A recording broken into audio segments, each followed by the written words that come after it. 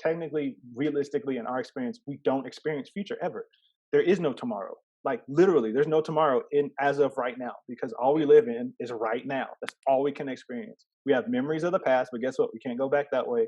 We can project what we can do in the future, but we're not God. God could say tomorrow, "Hey, the sun goes backwards now. What you gonna do about it? Nothing. Nothing. Figure it out. Change these time zones to be even more confusing than they already are." But whatever we want to do, we have to start now in this moment. Don't put it off until some magical time, because magical times don't exist. You create magic. You don't wait Yep. for magic to Oh no! Yup. They don't get it. It's okay. We get it. I was like, yes, Lord, come on with the cancellations. Ooh, we going in it. Now just kidding. You know, I don't know if you know this, but I'm black. Am I good? You know, He's with the best of them, and he's one of my favorite men to emphasize. that entrance sounds like much more than who I actually am. All right, so my guest of honor is a self-starter that has mastered the art of being efficient. He has been a student of productivity for over 8 years. His journey started in college with the desire to learn how to study effectively and get good grades. Learning about effective actions, goal setting, and increasing productivity carried over into his first job working for the largest utility company in Texas. It was in this position that he saw the need for productivity coaching. The goal wasn't to add more to an already crammed day, but to teach others how to identify the goals they want to achieve, select and prioritize the steps to achieve them, plan days that supported their productivity, and execute their actions to the best of their ability. He is on a mission not only to help engineers become more productive, but to also do so in a way that lessens stress and fosters an environment to produce high quality work. He's a natural born leader with a solution mindset that's going to impact the world. Today, my guest of honor is Matthew Gaddy. How are you doing? I'm doing good. That was the best bio I've ever heard. Like, yo, I put all the $4 SAT words in there. Well, I'm glad you like it. I mean, look, you've done a lot. So, how has Sounds quarantine been for you, though? It's been good. It's been different. So doing coaching full time. So I actually quit my job the last day of May in peak, right? That was the most terrifying thing on the face of the planet, because I had wife and daughter, and I was like, all right, we're gonna have to figure this out. Mm-hmm. But I really did feel led, like it was time to do it, and it was time to make that decision.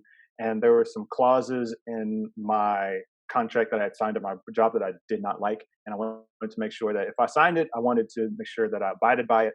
But I also didn't want to discredit and hamper my own growth because of quote unquote stability and money. Right. I realized it was that thing I had been doing for about 2 years before I quit, and pursued it full time. Got on with a coaching company that was helping me to build my online business, helping me to build some of my online assets, teaching me how to build the business rather than just being a coach.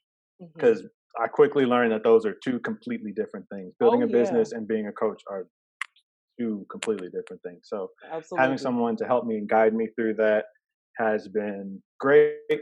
It's been awesome just to see the growth in what I've been doing so far, and also in myself, just seeing like, you don't know how much when you're in an element where the only person you can trust is like you and your action, you learn a lot about some of your bad habits very, very quickly. And so having this time to grow, having this time to read and teach others, but also read and teach myself, has been instrumental in me getting to where I am now and being able to help people in the capacity that I do now.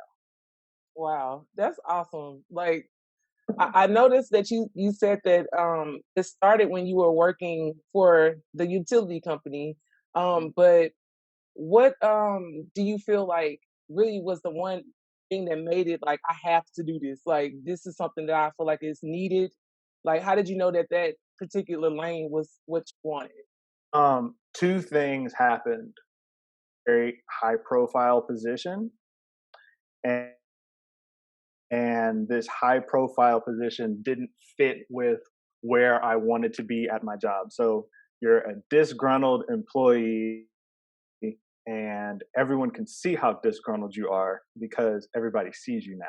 Yeah. And some things I learned very quickly in doing that. I was like, some things are just not worth the money. I was like, I will give you back all this money you gave me if you take this thing away from me. I don't want it. Yes. So that was one thing. And then two was when coaching business was starting to pick up, and basically got told, hey, the way the contract was written was that we need your best effort to be at this place of work rather than your other stuff. So you can have your other stuff, but this is your primary focus. And I was like, I don't like that. I don't like that you own me, especially when we're all working at home anyway. And it's not like I wasn't producing what I needed to produce on time. It was just a matter of, hey, we want you to produce more than you were beforehand. And I just don't like those handcuffs, for lack of a better term. My thought process has always kind of been honor what you're doing, make sure you're doing it well, but that doesn't mean you own me. You know what I mean? And Right. when things start tipping over into that aspect of it, it's like, that's red flag number one, where it's just like, hey, get out, get out. You don't want anybody to own you, because that's slavery. That's slavery you agreed to because you said this salary is worth my life. Right. So that was one thing I was like, no, not doing that no more. So those were the two big factors that really helped me to be like, hey, it's time for me to get up out of here. That's so dope. I'm so glad you chose yourself, because so many people will sell themselves out thinking, oh, in about 2 years, I'm going to be at this level. They're going to keep you where they want you to be. You know, and here's the thing that I'm learning too, is that like entrepreneurship isn't for everybody. That's not a bad thing. And if you know it's not for you, get into whatever position you love and flourish by creating a plan for yourself in that place of work. Because if you don't have a plan for yourself in your place of work, you're living and helping someone else get their plan done. So you need to be the one who says, hey, this is the position I want to get. This is what I need to get to here. This is how I'm going to orchestrate my work. This is how I'm going to orchestrate my extracurricular activities in order to get to where I want to go.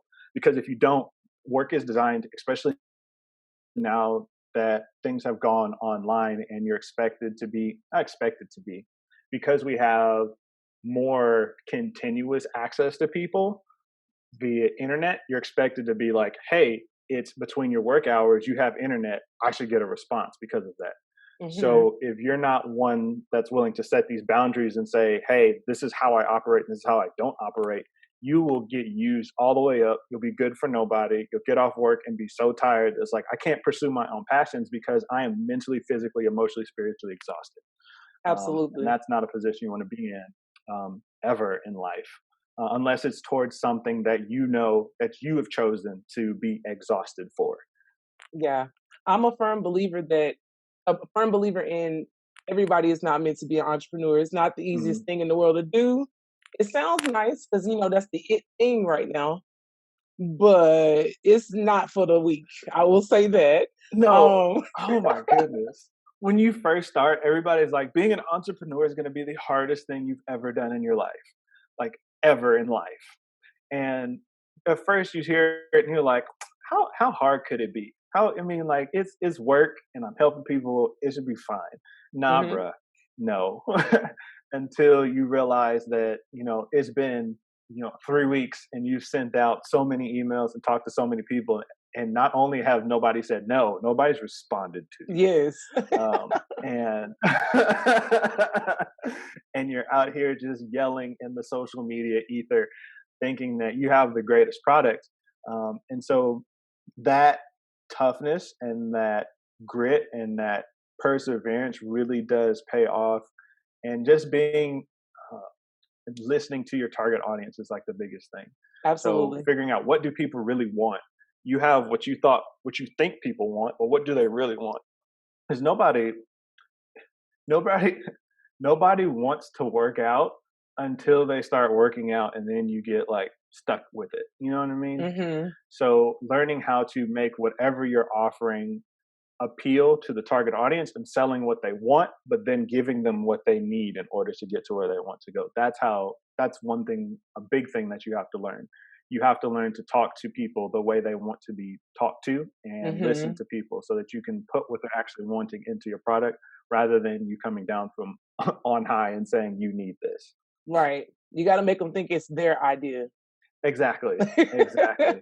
And so learning how to talk to people, like learn conversational skills. Oh my goodness. That was like one of the bigger things. And just from having an engineering background, I won't say I was bad.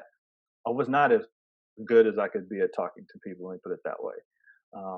But when you jump into the space, especially in the space that I'm in, where I'm having to tell people the way that you've been doing things is what's working well for you so far, there's a better way to do it. So not only am I saying, hey, you should try this, it's, hey, what you've been doing may or may not be the best way to do it. How do you break Mhm. that down to someone in a way that doesn't shut all those doors and cut off all those blocks to say, hey, I don't, what's been working for me, I haven't got fired yet. I'm doing pretty good. I don't need help. I So haven't got learning fired how yet. to present your case. Exactly. Yo, you will be surprised, Wow. especially tangent, especially now in COVID. There is a lot of people who are willing to put up with a lot of things simply because they feel grateful because they have a job. Hmm. And on the one hand, that's awesome that you do have a job. On the other hand, you have to make sure that you're not being treated like a dog. And once again, in exchange for money, man, in exchange for Mhm. money. Because at the end of the day, eventually we're all going to have to go back to work. And Oh guess yeah. what's going to happen when you go back to work? Everything that you've accepted online, once you've set those parameters and say, you willing to treat me however you want to between these hours, you get back to work, you think that's going to change? No. Nope. It's just that I see you in person now. Yep. So I'm going to talk to you the same way I talk to you when you're online. I'm going to ask you to do all the same things that I did when you were online. And just because you're here now, I can check up on you more frequently in person to make sure that you did what you're supposed to do. There is no, I Mhm. didn't see your email. I stopped by your office to make sure. So setting those setting those boundaries is like something that is super crucial when you're in a space, well, in work in general, but especially when you're working online, when off. There's no off. You're choosing to get off. But work is always at home because your laptop is there, your email is there, all your work stuff is there. So it's not like Mhm.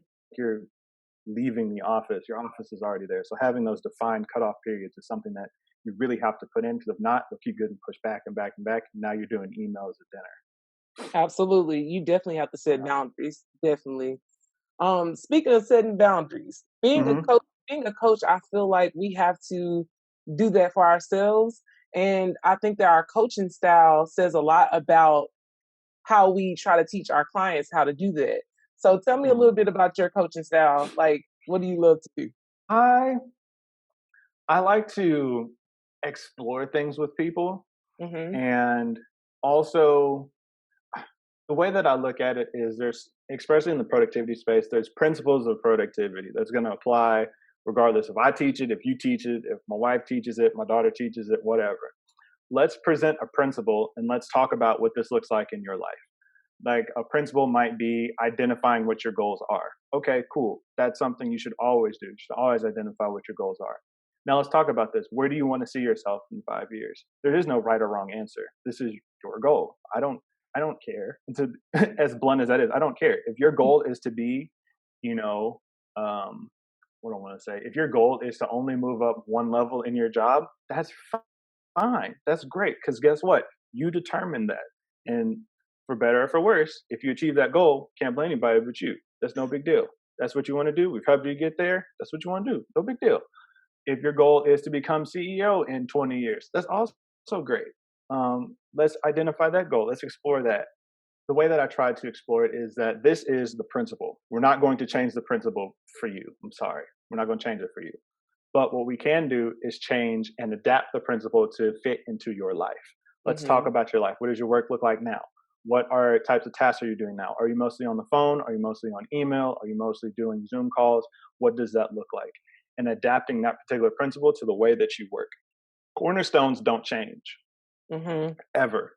But the way the building looks may look different depending on what the construction plan is. Um, So learning how to adapt a principle and put it into someone else's life, being open and honest, because I'll be open and honest with my clients. I'll tell them, they'll ask, well, what would you do in this particular situation? And I'll say, I'll tell you once you tell me what you're going to do in your particular situation. So Right. being, so being able to be open and honest with them and make them feel comfortable. That's the biggest thing. I'm not here to judge you. I'm not here to say what you're doing is wrong.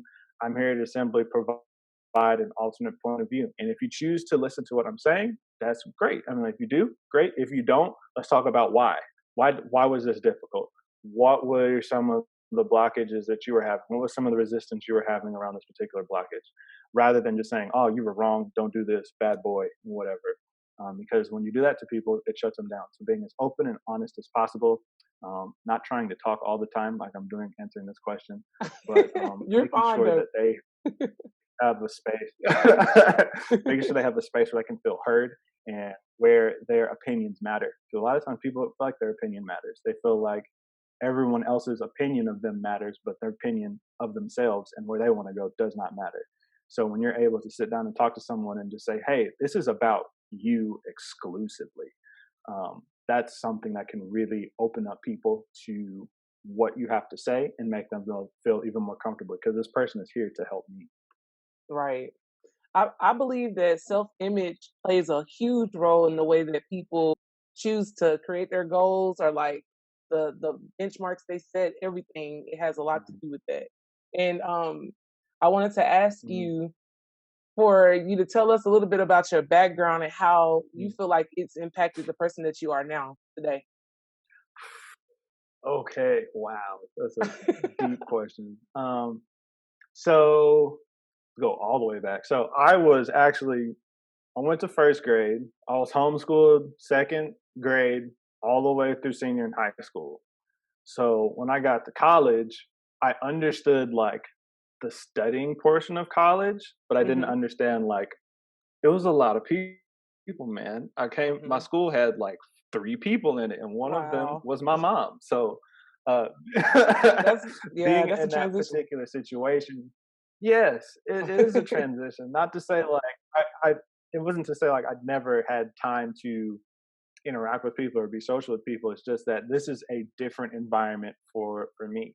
So when I first got to school, a lot of my college journey was basically, this sounds so cliche, finding my voice, Hmm. figuring out how do I fit into this larger um, thing beyond my household or my group of friends or what I'm doing, and being able to make an impact on them. And I think that's really helped me as I'm going through coaching because I've understood what it's like to not feel heard or feel like you're in a space where there's not any time for your particular opinion. And that's it's kind of backfired sometimes because sometimes I'm just very opinionated on something because when you haven't been heard for a very long time, that time where you're just like, hey, let's listen to him, you're like, hey, I got y'all this time. I, I got Yeah. y'all. Um, but but having that experience really helped me to be a good listener, helped me to understand and observe people and understand and kind of see like we call it like micro expressions. If that makes sense, you ever heard that before? Hmm. Okay. So for everyone who's watching this, not watching micro expressions, your face will tell on you without you watching or Always. without you controlling it. Yeah. And so being able to see those things and being aware of them, because when you're in a place you don't have a voice, you really have to be responsive to everyone around you because it's like, yo, I need to know how people feel without me saying anything to them because I may or may not be scared or not wanting to interact with this person. So understanding and being empathetic and being able to read people and say like, yo, this dude is upset. He's upset at you because of what you just said. You don't even know it. So understanding how those things go together and um, being observant in that manner really has helped me in my coaching journey where I'm just talking to someone and we may end the call and then they'll say something and I'll see their face and I'll hang up and I'll be like, wait a minute. I'll email them right after and be like, hey, some was off. I don't know what was off. If you have time, I can hop back on with you because some was different. If you have a question, and a lot of times people will be like, yo, I listened to you, I understand, but because of X, Y, Z, so I'm having a problem with. All right, let's talk about this. So being able to see that in others and being able to react to those particular things is really important. And then just like going through college and finding that voice and going through the pledging process really helps you to understand like you can do a lot, Yeah. and you have to have that confidence in yourself. And until you go and find that confidence and find that like resilience and find that, for lack of a better term, find that dog inside of you, you won't find it unless you need it. Yeah. And when you need it, you know where it is now. So going through that, you go through to entrepreneurship, completely different types of scenarios, but you know, hey, if I can make it through this and I didn't know what was going on then, I can make it through this. And I really don't know what's going on now. Absolutely. That's uh, real. exactly.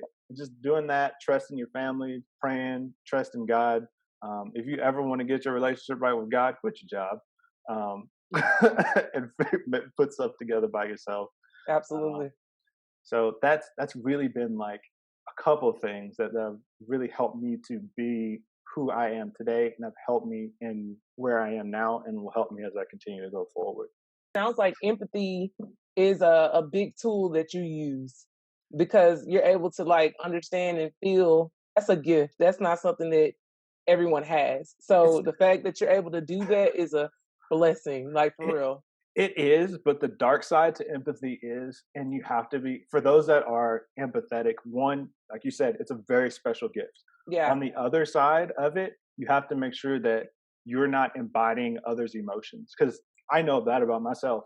I will see something and someone will feel bad, and I'll begin to feel bad. Not because I feel bad, but because he feels bad. Right. And I'm identifying with this particular person. It's the weirdest thing. If you don't have it, you're like, yo, what is going on? But you have to make sure that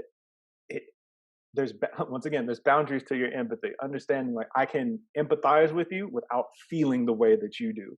I don't have to feel sad because you're sad, but I can understand and feel empathetic for your sadness while you're in your sadness. Absolutely. Because I was just about to say that it's not always a good gift. we get to feel in all kind of craziness because of all the people that we deal with on a regular basis. Exactly. So it's their way and ours. So it's like, exactly. It's a lot, but it's a great gift though. I think it's something that's definitely helped me in my life as well. So oh yeah. Yeah, definitely. Nobody can understand you like an empathetic person. Absolutely. So in school you studied engineering. Mm-hmm. Okay, Yeah. now you got to tell me why you chose that, because I know everybody chooses that, but tell me why you chose that career field. So, fun fact about me, I was not going to go to school to be an engineer. I was actually initially going to go for English because I love to read. I love to write. Well, I still love to read, still love to write. Don't write or read as much as I would like to anymore, just because it's a not time consuming process. It's just like I like to sit down and read for hours at a time. My dad told me straight up, hey, I'm not paying for that.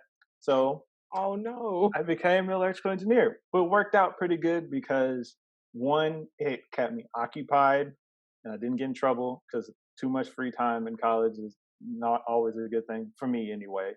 And it really helped me to be analytical and to stretch my brain almost. I feel like with an engineering degree, people look at engineering as like some sort of fanciful thing with numbers and diagrams and stuff. No, it's problem solving. It's like, yo, we need this thing to fit in this hole. What do you do? This thing is going this fast. Is it going to break the wall down or is it not going to break the wall down? It's problem solving that you do every day. It's just there's numbers and letters and formulas attached. It's really not that big a deal. It sounds super crazy, but like once you get outside of, especially electrical engineering, so much of electricity and electrical engineering is so you can't see it at all. So a lot of it is theoretical. And so there's not a real world example for a lot of these things. But the moment you take that out of it, you take the I can't see this out of it, it's like, oh, it's not that bad. You just move this here, you move this here, and you divide it, and then you put the numbers in. We're good. So it is difficult, but it's not unachievable. So for people that are doing engineering, don't think of it as like math and all kinds of stuff. It's just problem solving. Um, Engineering will help you in so many ways, just to look at things and to understand problems better. I always think that if you have something and you don't know what's going on, but it needs to be fixed, call an engineer. It's going to take them forever and forever to get it done. But when it's solved, it'll be done and you won't have to worry about it anymore. So just learning about, initial conditions, what's actually going on. And this goes into coaching too. Figuring out what's actually going on first. What's happening? We don't want to start just applying things to your life and we don't know what's going on. You could be doing stuff that's good already. You could be just doing stuff that's bad already. Let's talk about what's happening first before we try and change your life. And so using that and then using the principles, the formulas that don't change, essentially the same thing. Wow, let's come with that analogy. Anyway, it's not too difficult. It is difficult. It's not too difficult. It's not unachievable. I encourage anyone who's interested in doing that to, one, talk to someone in the engineering field and see what they do every day, because what you learn in engineering school is not what you're going to be doing at work 90% of the time. So that's a message for y'all. Exactly. pick a job.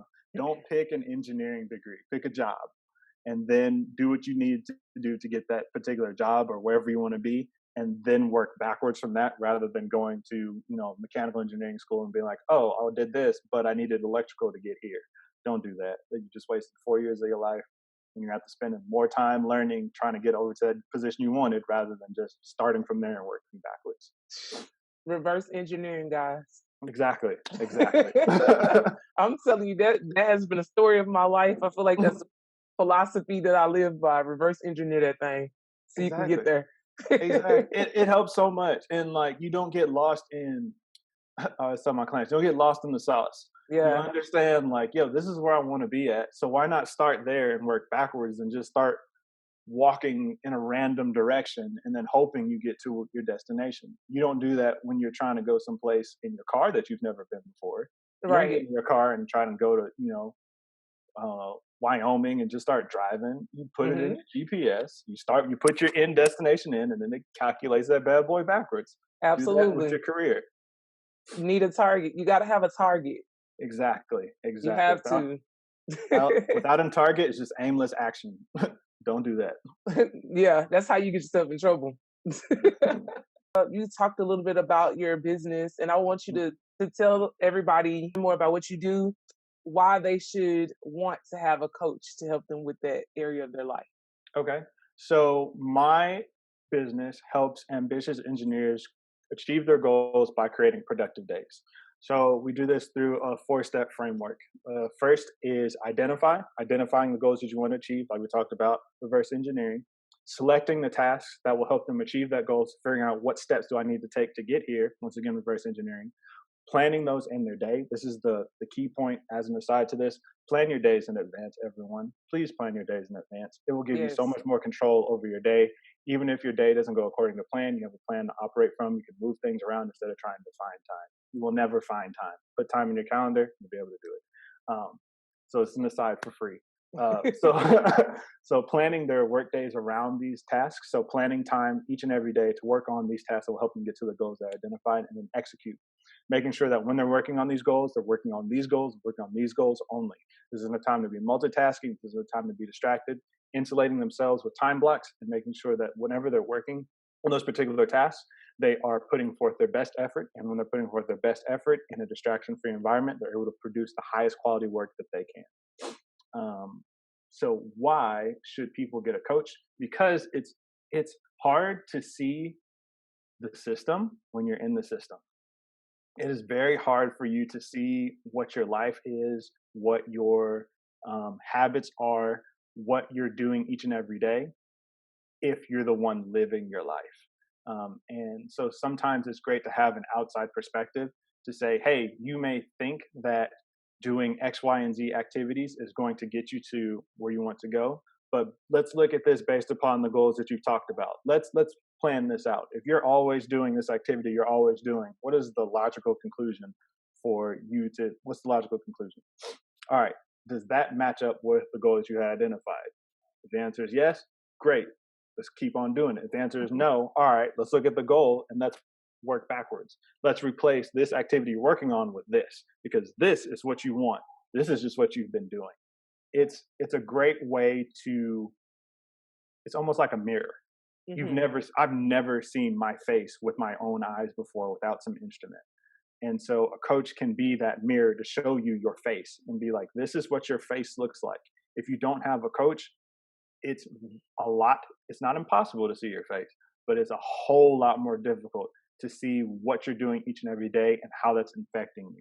And so that's the role of the coach, to be like, this is what's happening in your life. Let's direct some of this action towards the things that you've already told me.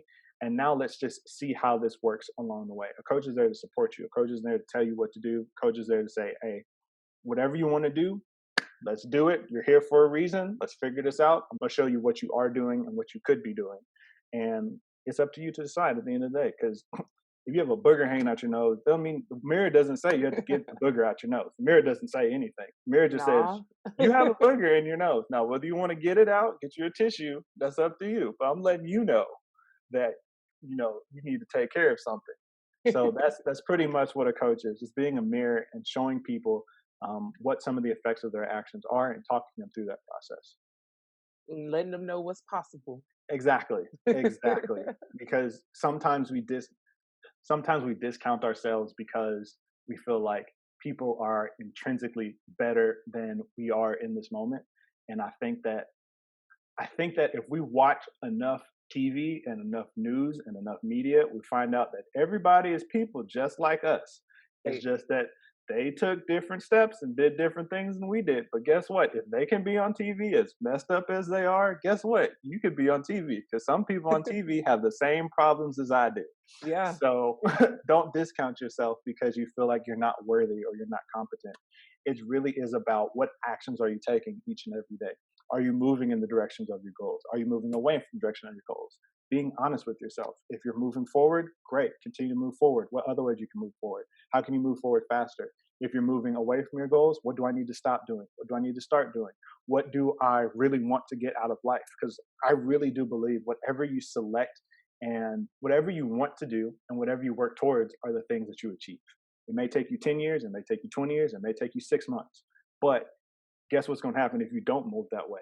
It ain't never going to happen. Right. Just get started. Exactly.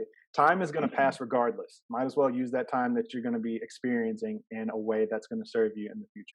Do you believe that you should be able to identify your cues in order to change your behaviors? Or do you feel like you need to identify the behavior and then find the cue that's causing you to act like you see the behavior first, but then you go back and identify the cue. So if there's a behavior that's exhibiting in your life, being aware of that behavior and being aware of this is what's happening, you are already like halfway solving the problem. Because if you can see the problem happening, you can address it. Then going back and saying, okay, I want to eat something. What else is happening right now? Well, I just sat down and I turned the TV on. Let's look at this. Am I really hungry, or am I just watching TV and other people are eating around me? So I really do think, like, one, I identify the behavior, because if you're not identifying, this is my personal opinion, identifying the behavior, because there could be different cues. So the same cue can elicit different behaviors depending on your setting. And also there might be a number of different cues for one particular behavior. I could want something to eat when I grab my phone. I could want something to eat when I sit down and watch TV. I could want something to eat when I go to the movies or see someone else eating something. So I personally would lean towards identifying that behavior first, figuring out what is causing me to experience this particular behavior, and then look for the cue. Because if you can identify the behavior and then find those cues, you'll be able to do that in different settings as well. If you're only looking for cues, you'll say, all right, well, I'm not going to watch TV anymore. All right, when you're in a different setting and you're at the movies or something, you smell popcorn, now you're hungry again. You think, oh, well, this is different because I eliminated the cue of watching TV. And it's like, no, the behavior's still there. right?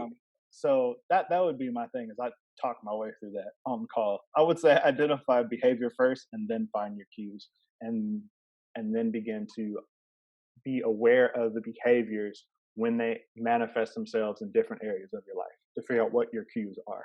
Absolutely. I agree with you wholeheartedly. I just wanted them to hear that from somebody else.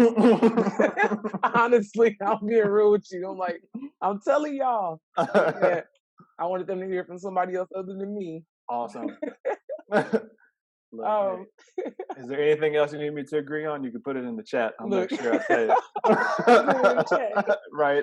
That's what I just want them to hear that. Okay. I didn't want you to agree with me on this. Didn't even have to tell you. You did it on your own.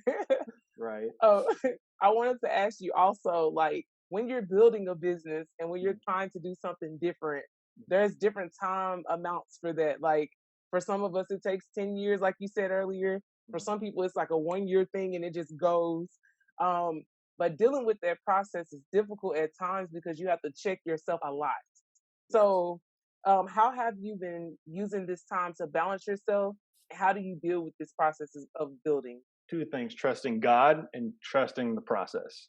Mm-hmm. So, in my position, I'm also working with a coaching company. So I have my business, and then I'm helping mentor other people who are starting their businesses. And it's been interesting to see, like, in certain niches, people can take off like that. It's crazy. Some people are like, "Yo, I have my first 5 clients, and I just started, 2 weeks ago." And there's other people who have been like, "I've been doing this for a year, 2 years, and I'm still struggling on 1 or 2." Mm-hmm. So the way that I look at it is, one, remembering, trusting God and being like, yo, if God wanted you to have it, you would have it. But even you getting your blessing early can be a curse. Oh, So yeah. understanding, like, yo, there's a reason. The reason why you may not be succeeding in the way you want to succeed is because God is like, you are not ready yet. What are you doing? You need to get your stuff together. Because if I gave you 15 clients right now, you wouldn't be able to manage it. And guess what Right. happens if you don't manage 15 clients? You don't get any more, because now you've gotten a bad reputation. Your name is mud, and you didn't help anybody. So now you've just taken all this money from these 14 people. You've gotten, your 30 grand or whatever. And now that's the only money you will ever get in this business because you weren't ready. And the next part is looking at the process. Am I honestly doing what I need to be doing in order to get the results that I want to have? And being honest with yourself, being around people who are getting the results that you desire and seeing what they're doing each and every day. Are you willing to emulate someone who's waking up at 5 a.m, working on their business from 5 to 7, going to a full-time job from 7 to 5, working on their business again from 5 to 9, and then going to sleep and working Right. out and making sure they're eating right? Are you willing to do that? Are you willing to, message 200 and 300 people a day and ask these things? Are you willing to go to these networking meetings every weekend instead of doing something else? The process is like the great eliminator of people. If you're for real about it, you'll keep going. If you're not for real about it, you're gonna wash out. Yeah. And being honest with yourself, being able to look at your activities and say, I put in good effort today, or I didn't put in good effort today, and being real. I didn't do as well as I was supposed to do. That doesn't mean that you're a loser. That doesn't mean you suck. That just means that, hey, you might need to address a particular area tomorrow. That's like the biggest thing that I've learned too, is just because you failed does not mean you're a failure. Failures and failing are two completely different things. Absolutely. You're only ever a failure if you stop. If you stop in a state of failing, you're a failure. If you keep going, you just failed. It's no big deal. Like, yo, I've failed a class before. I've failed at multiple things before. My wife wasn't my first girlfriend. Like, I've failed in relationships before. I've failed at a whole bunch of other things before. Guess what? I'm still here, and I learned, and I understand how not to make that mistake again. The only time your failing becomes a failure is when you continue to make the same mistakes over and over again. Yeah. My gauge for growth is making bigger and new mistakes each time. New mistakes means that you're not repeating the same mistakes. Bigger mistakes means that I'm trying to do more than I was doing the next time. Your magnitude of failure is like directly proportional to your magnitude of success. Everybody that's ever done anything worthwhile has failed on a monumental scale. Like, Yes. not just big, monument. Like, you would be upset at this person. You would be very, very, you'd be like, yo, what are you doing with your life? don't be afraid of that failure. Don't be afraid of doing new things, but just make sure that your mistakes that you're making are new mistakes because it shows that you're learning from the past mistakes that you had. I agree with you. Like failing forward is a big Yes. thing. I mean, I feel like, your experience is your expertise, but if you don't try stuff, Mhm. you won't ever feel secure in yourself because you haven't overcome anything. It's Exactly. like parents protect their kids to a certain extent that it's like you're hindering your child before like they even get to do anything. And Exactly. I see that in my work all the time. Like, yo, y'all gotta let the babies live a little bit. So Exactly. And you have to allow people to make mistakes. If you come through in this, sheltered society, what are you really going to do when, mom and dad not there and teacher Mhm. not there? How are you going to do this? Not just using a child analogy, what are you going to do when your friends aren't there? What are you going to do when your mom and dad are not there? What do you Right. do when it's just you? And it really is just you. Everybody told you, I'm not giving you money this time. I'm not. So what are you going to do? Are you going to crawl up and die, or are you going to try and make something happen? And even trying to make something happen, I feel like this. I don't know. Not 100% sure that this is biblical. So pastors that are watching this, make sure that just put an asterisk here. He's paraphrasing, guys. Exactly, very paraphrasing. I do believe that like God rewards trying in a God. If you're trying in a godly way, I do believe that God rewards you for that. Because Hmm. even in the Bible, we talk about the lilies of the valley and the crows. God feeds the crows. God makes sure that the lilies are pretty. Guess what they do every day? They just there. They're trying. They're living life. So God will take care of you if you're doing what you're supposed to be doing. But I can't give you something. I can't bless you with anything. I can't give you what you're looking for if all you're going to do is sit over there and not move. If you're going to sit Right. over there and not move, God's not going to just drop food out the sky. You got to get up. You got to go to work. You got to go to Walmart. You got to go buy you some food in order for those things to happen. So sitting down, being too scared to fail is a recipe for complete and utter failure because you're not doing what God required you to do. You're not trying anymore. And God wouldn't put you on this earth if he wanted you to be stagnant. Absolutely. And people also have to realize that, trying to reach success is a faith move. Like you have to move in order to see. Sometimes he gives you the big picture and not the steps. And then sometimes he gives you the steps, but not the big picture. So Exactly. it's like once you start, you'll start seeing everything and he'll start pouring in those resources. Like you'll be like, oh, I needed that. And I didn't even know I needed that. And Exactly. he'll put the people in your life too. So I'm a firm believer in that. Like Yeah. just get started because Yeah. you'll be It- happy. oh yeah, you'll be happy. And one last thing we'll add to that is like write your prayers down. Write your prayers down because I've had this happen to me recently where you prayed for something and then you're in a situation you're like, it's never gonna work out. God, I need some help. I don't know what's going on. And then like the next day something happens and you're just like, this is kind of odd. And you go back and you look at what you've written down, you're like, yo, wait, what? Huh? How did this happen? This is what I prayed for 2.5 weeks ago that I was upset that didn't happen. Now is here. Hmm. And initially wanted to complain about it because it didn't look like what I thought I had prayed for. But when you go Exactly. back and look at it, you're like, no, this is what you asked for a long time ago. And I want you to have it now because you know how to be patient, you know how to move forward, you know how to do what you're supposed to be doing, even when no one's watching, when no one's giving you the time of day. When you're faithful in little things, God gives you bigger things to handle. But you Hmm. can't get them until God knows that you can handle little things. So making sure that you're, like you're talking about, continuing to move forward, continuing to do what you know you're supposed to be doing, and you'll be rewarded for that. Yeah. He definitely wants to be able to trust you. Yeah.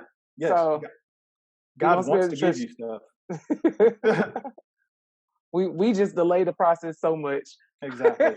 How do you define success for yourself? Okay. Like what would success look like for Matthew? Success for me would be being able to be to provide value to others, being able to be location free and without worrying about money. I don't have to be. I've learned that I don't. Honestly, I don't like being rich. I don't like having to worry about money. I want to be able to do what I want to do. I don't have to.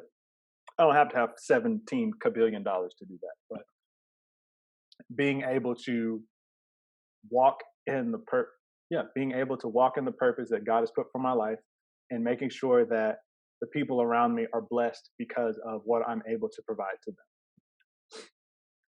That sounds great, and I love the fact that it's embedded in service, Mm-hmm. Yes. which says a lot about your character because I just feel like whenever you're of service, you will be blessed regardless, and Exactly. you'll learn more about yourself and just be exposed to so many different things because you're putting yourself out there to be of service. Mm-hmm. Yeah. So I love that. So I'm glad Appreciate you have. it. If you had to say or had to define your philosophy or your why or your Mhm. favorite quote, what would that be? You guys smell these deep questions, man. The one that comes to my head is something my mom used to tell me. And it was, if you do what you have to do when you have to do it, you can do what you want to do when you want to do it. All the quotes in my head. That's a good one though. Yeah. That is good. I feel like I think one of my favorites is how you do one thing is how you do everything. I think Mhm. that's how it said. Like, Yeah. so I feel like that's important. Like you need to do everything Exactly. at this level. Don't come down at all. Just try to keep it at that Exactly. level. And those quotes, and especially yours, they're very scalable. It's not about, can I move this whole mountain? It's like, no, can you lace up your shoes properly? Can you Mhm. make sure that you're holding the door and saying please and thank you? Can you make sure that you are being of service to people that are in your immediate area? We Mhm. all like to tangent. We all like to think of success as being something we do over there. Right. Over there. When I get to there, then I will make sure I do all those things. It's like, no, you start building your success where you are. You start, like going back to the business example, you start building your business now. You don't have to quit to start your business. You don't have to, I would advise people not to quit to start the Please business. don't do that. Yeah, don't do that. Get your infrastructure ready. Figure out your target market. Figure out your products. Start building your products. Start talking to your target customer all before you completely make that jump. Because, like you're saying, how you do anything is how you do everything. It starts now. It starts here. If you're doing what you have to do now, you can do what you want to do later. It starts now. We don't, as humans, experience future Mm-mm. ever. We Nope. only experience present. They're technically, realistically, in our experience, we don't experience future ever. There is no tomorrow. Like literally, there's no tomorrow as of right now, because all we live in is right now. That's all we can experience. We have memories of the past, but guess what? We can't go back that way. We can project what we can do in the future, but we're not God. God could say tomorrow, hey, the sun goes backwards now. What you gonna do about it? Nothing. Figure it out. Change these time zones to be even more confusing than they already are. But whatever we want to do, we have to start now in this moment. Don't put it off until some magical time, because magical times don't exist. You create magic. You don't wait Yep. for magic to happen. Absolutely. One of my favorite speakers, Les Brown, always says, he always says like success is basically you going in the direction that you chosen to go in, like towards the goal that you have. And once you start, you're successful already. And I Exactly. definitely agree with him because I'm like, you're gonna build up this like expectation of what success is while you're working, and then you're gonna get over there and it's not gonna even be what you thought it was Exactly. gonna feel like, and then you're gonna be like, I failed. Just like you Exactly. said earlier. So I think it's very important to go ahead and like feel those feelings now Mhm. and trust it as you're going through it, and it'll help you. It'll help you get to the Exactly. other side. And learn to enjoy that journey. Learn the Yes, journey. Learn from the journey and enjoy the journey, because the journey is absolutely. where the good things happen. As Hmm. weird as that sounds, as much as I wouldn't want to listen to myself 5 years ago if I said that, I'd be like, yo, who is this dude? He don't know my life. The journey is the best part of the process. The destination is just like, I don't even really think we ever get to destination. We're Mm-mm. people, and our thoughts are always expanding. And the moment you get to where you thought there was, you're gonna be like, ooh, if I can get to here, I know I can get to there. You even get to enjoy the destination like that. So learn to enjoy the journey, because the journey is where growth has happened. The journey is really where you begin to become the person who you need to be in order to get and move towards the goals that you have set for yourself. You just answered my questions I was going to ask you. Like, like, do you believe purpose is a journey or a destination? But you just answered it, so it's all Definitely. good. Exactly. See, I didn't. So you didn't put that in the chat this time. So I you did not didn't. cheat. I You didn't didn't. cheat. He We're just answered it on the for me same though. page. I know that you said you like to read. Mhm. So is there any people that you would suggest that we should read up on, or any authors that you love the most? I would suggest reading Ray Dalio's Principles. It is a book that is about this thick. To be honest, don't read the first section. Start in the second section, read sections 2 and 3, and then go back and read section 1. Ray Dalio runs an investment firm called, I think it's Blackwater or Black Ridge Investment Fund, and for the past 20 years, they've been at the top performer. They're doing like 30 and 40% like every year. Ridiculous number, ridiculous returns. Wow. And the way that he structured his company is around principles. He doesn't have it where people are going around and creating and rethinking the wheel each and every time. He's established rules for how they operate, and every idea, regardless of where it comes from, inside of his company is vetted based upon these principles that he's established. So if I get hired tomorrow, my idea and my suggestion of what we should do is valued just as much as his. It's just that they're both evaluated first based upon the principles and who we are and what we've been exposed to. And that book really helps you to understand principles in your own life. Mm-hmm. Because principles, while they are difficult to sometimes come up with because you have to go through several life experiences, once that principle has been set, it makes decision making that much faster. Absolutely. If you make a principle that says, I don't eat after 7. If something happens and it's like 7:15, you say, no, I don't eat this. You don't have to worry about it. It's just, I don't do this. I'm going to give y'all maybe 2 more. Mm-hmm. The first of the 2 would be for men called,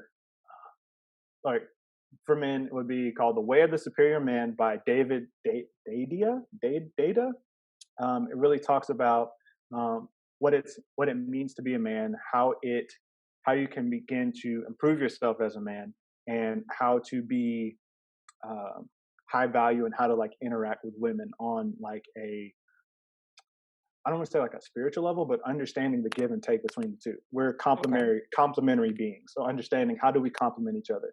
What purpose does a man serve in a relationship with a woman? What purpose does a man serve by himself?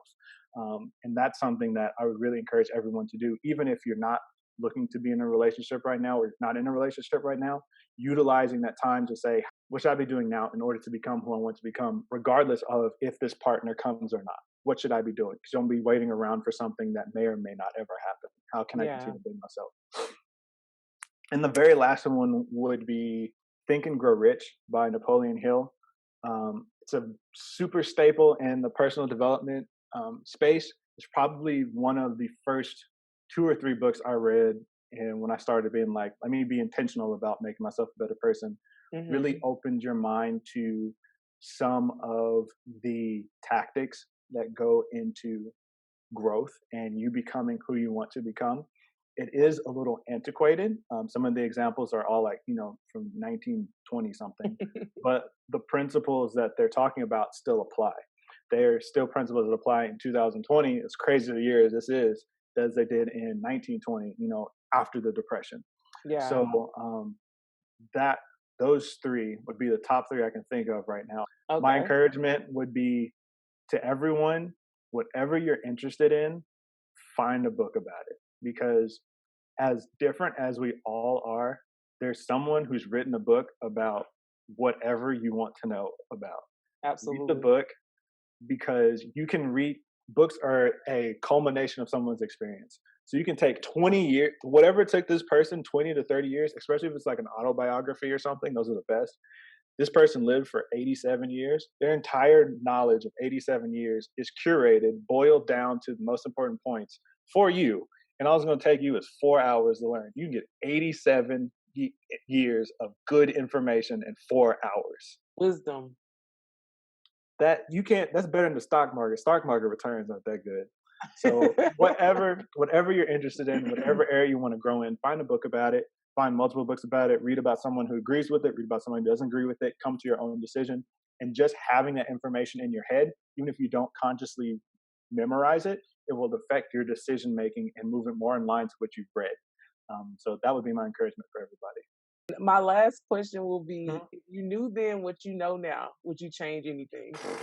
The cool answer to say is no, because it makes me who I was. And then the real answer is yes. Yes, I would change it. Me going back to talk to me, and like when I was first going into college, I would have to beat myself over the head with it. Be like, look, this is going to suck, but Hmm. you're going to do it. I would tell them there's certain things like don't do this, don't do Yeah. this. It's gonna cause you, irreparable, heartache and too much time and too much money. But certain things it'd be like, yo, this is gonna suck, but I need you to do it. Now, whether if I listen to me, that's the real question. Do I listen to me? I'll be like, yo, you don't have hair. I have hair now. So why should I listen to bald headed Matthew? Because you've obviously been making bad decisions. So I think the answer is yes and no. Um, in fact, to be completely honest, I do think that if I was given that opportunity to go back, I probably wouldn't even tell him anything other than be like, "Yo, invest in Apple or something." I mean, like Right. that would have been it. I I wouldn't give wish. him exactly. I That would wish have I been the did. only thing, and then everything else I'd have been like, "You need to figure this out for yourself. You really do. You I have to figure wish. this out." Gosh. So, What? Oh, bonus, real quick. yeah. You have to tell me the impact the missus has made in your life, the impact your wife has made in your life. The way my wife's relationship in my life is been it's been great overall. There's always going to be those times where it's just like, yo, I don't understand you. I don't understand the way you think. I don't understand the way your mind is working. I think what you're saying is stupid, to be completely honest. It makes no sense to me, but I love you, so I'm going to do it anyway. Having a wife is like having, and this is going to sound really bad. Please take it in the spirit I'm trying to say this. It's like having like, you remember PDAs when PDAs first came out, like the Palm Yes. Pilot? Yo, Yes. that's my wife in real life. Like I can tell her things and then she'll be able to reframe it in a way that I never would have thought about because like we talked about before, my brain doesn't work that way. Hmm. So it's been a blessing. It is definitely worth the effort to find the right one. Don't ever rush into that process. Be honest with yourself about this process. People, when you get married, it should be an addition to your life rather than I'm doing this because I need to feel whole. If you're doing it to feel whole, you'll always still feel empty and you'll just be half a person living with the whole person. Now y'all are 1.5 people instead of you being a one unit Then together. you subtract from them. Exactly. Now she's always trying to pour into you because you don't ever feel good about yourself. Hmm. So making sure that this is where I go back into the book suggestions that I gave, making sure that when you're entering into a relationship, I'm good. Regardless if this works out, I'm good. If this doesn't work out, I'll be disappointed because emotions are involved. But guess what? I'm still good. But yes, marriage has been a great thing. I would, if you're called to it, go to it. If you're not called to it, understand you're not called to it and don't go to it. Keep it moving. Exactly. But I truly do thank you for your time and sharing your insight with us. I know it's going to be appreciate you. helpful. Thank you so much for having me on. I'm so glad to be able to share. I appreciate you giving me a platform to talk on, and I really love what you're doing with your platform and the way you've been able to reach people through your coaching, through everything that you're doing. You're bright. You are a bright spot in this area, and looking forward to seeing you in more places than and being like, yo, I remember like 6 years ago, Right. I was on her podcast. I'm gonna call her. I'm calling a number on TV and being like, yo, Katrina, do you remember me? Like, I I know will you're big remember now. y'all. Exactly. Always. No, but I really, in all seriousness, I do appreciate what you're doing. You're putting your money and your time and your effort where your mouth is. You're not just talking about it, you're being about it. So that's something I can always get behind. I appreciate that. Thank you so much. No problem.